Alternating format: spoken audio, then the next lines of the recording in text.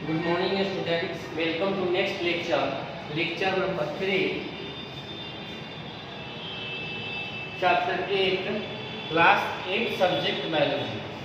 Topics name test tube babies.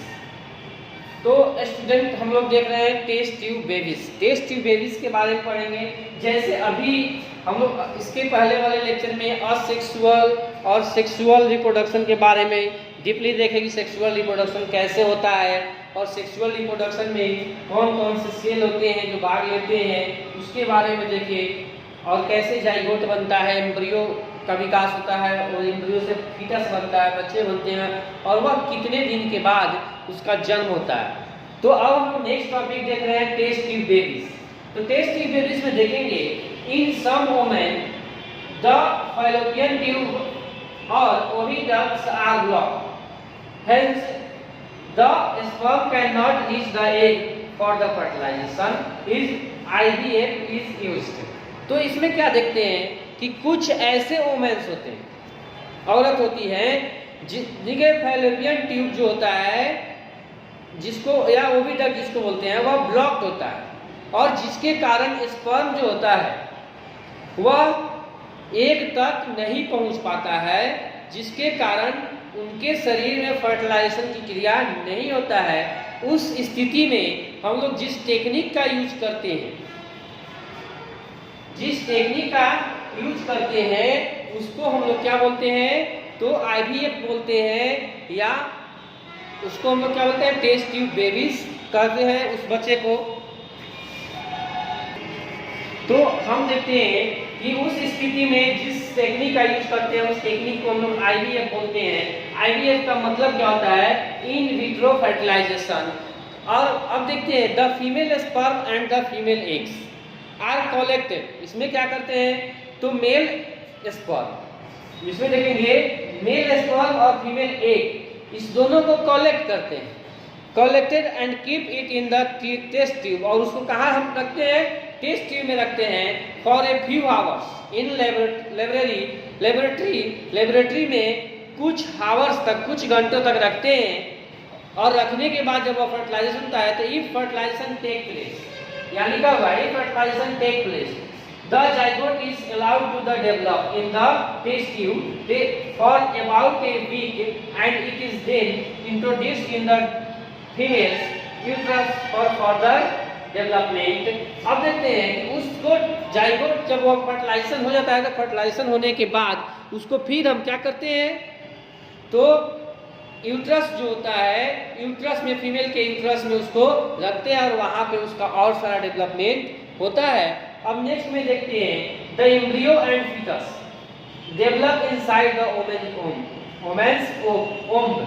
तो इसमें क्या होता है कि एम्ब्रियो जो होता है और फीटस जो डेवलपमेंट होता है वह कहाँ होता है, तो माँ के गर्भ में होता है, न कि एक पर्सनली में होता है, क्योंकि माँ के गर्भ में जैसे नॉर्मल जैसे बेबी होता है और माँ के गर्भ में माँ के बॉडी के अंदर फर्टिलाइजेशन होता है, लेकिन इसमें सिर्फ फर्टिलाइजेशन ही एक प्रोसेस है जो माँ के गर्भ से अलग कराया जाता है और फिर माँ के गर्भ में इसको रख दिया जाता है, जिस टेक्निक के द्वारा उसको आईवीएफ बोलते हैं। लाइक ए नॉर्मल बेबी, जैसे नॉर्मल बेबी होता है वैसे वो भी बेबी होता है।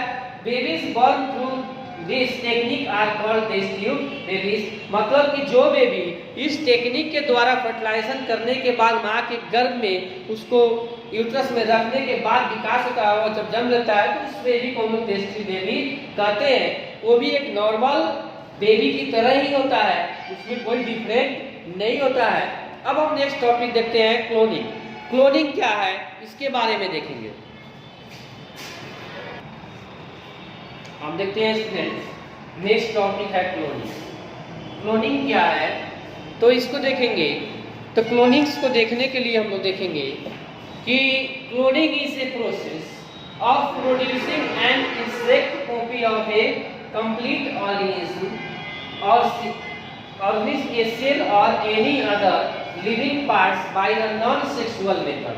यह नॉन सेक्सुअल मेथड के द्वारा होता है। और इसमें क्या होता है, तो यह एक एग्जैक्ट कॉपी है। क्लोनिंग एक प्रोसेस है जिसमें प्रोड्यूसिंग होता है, लेकिन वह कैसा होता है, कंप्लीट ऑर्गेनिज्म की तरह ही होता है, उसी की तरह एग्जैक्ट कॉपी होता है। अब इसमें क्या होता है, यह जो मेथड होता है इसमें नॉन सेक्सुअल होता है।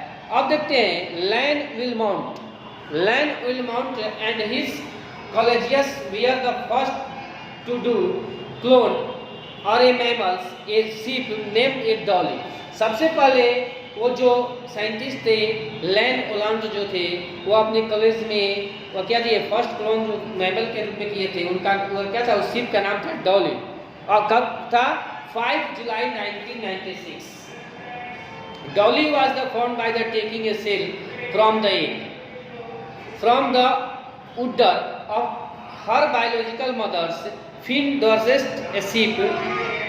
और उसके बाद देखते हैं ये देख रहे हैं, और उसको कराया गया था उस क्लोन शिप पे डॉली नाम का शिप था, उसी पे एक्सपेरिमेंट हुआ था। और इस तरह हम लोग देखते हैं। आप क्लोनिंग के बाद देखते हैं नेक्स्ट में है मेटामॉर्फोसिस। तो मेटामॉर्फोसिस में क्या देखते हैं कि मेटामॉर्फोसिस क्या होता है, तो इसमें फ्रॉग्स के बारे में जैसे जानते हैं, पिछले क्लास में भी आप पढ़े होइएगा कि this animals produce by laying eggs, कह रहा है कि जो अंडा देता है, the young of this animals look a very different from the adults.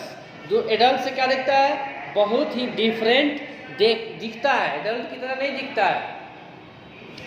The young undergoes drastic changes before the changing into the adult. This process is called Metamorphosis. Meta miss होता है आफ्टर, मॉर्फिक मिस होता है from. अब इसमें देखते हैं जैसे यह किसमें होता है, बटरफ्लाई में होता है, फ्रॉग्स में देखने को मिलता है मेटामॉर्फोसिस होता है। उसी तरह यह फ्रॉग्स वगैरह में देखने को मिलता है। क्यों, जब देखते हैं छोटा जो होता है वह एडल्ट की तरह नहीं होता, वह डिफर होता है, उसमें तेल वगैरह होता है। अब देखते हैं life cycle of butterfly. Butterfly का जो लाइफ साइकिल है उसमें क्या देखते हैं, तो सबसे पहले एग होता है। क्या होता है, एग। एग से क्या बनता है, तो एग से बनता है कैटरपिलर बनता है। एग से क्या बनता है, कैटरपिलर बनता है। एग से क्या बना, कैटरपिलर। और कैटरपिलर के बाद क्या होता है, वह प्यूपा का रूप धारण करता है, प्यूपा। और प्यूपा के बाद किसका रूप धारण करता है, तो बटरफ्लाई बनता है वह लास्ट में। क्या बनता है, बटरफ्लाई का रूप धारण वह करता है। तो इस तरह हम लोग देखिए यह क्या है, लाइफ साइकिल है। एक हुआ, एक के बाद कैटरपिलर, कैटरपिलर के बाद प्यूपा और प्यूपा के बाद बटरफ्लाई हुआ।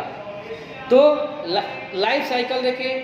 अब देखें इसमें क्या था, the tadpole looks a very different from adult frogs. Tadpole जो होता है वह एडल्ट फ्रॉग से क्या होता है, डिफरेंट होता है। The various changes that occur the life cycle of frog are control by the hormones thyroxine. एक हार्मोन होता है, कौन हार्मोन्स, थायरोक्सिन हार्मोन्स, जिसके द्वारा थायरोक्सिन हार्मोन्स के द्वारा कंट्रोल किया जाता है इसको चेंजेस को। अब देखते हैं both the caterpillar and tadpole undergoes drastic changes before the coming an adult. This is called Metamorphosis. उसी को हम लोग क्या बोलेंगे, मेटामॉर्फोसिस कहेंगे। आपका यह चैप्टर समाप्त हुआ। अब हम नेक्स्ट लेक्चर में नेक्स्ट चैप्टर देखेंगे। Thank you.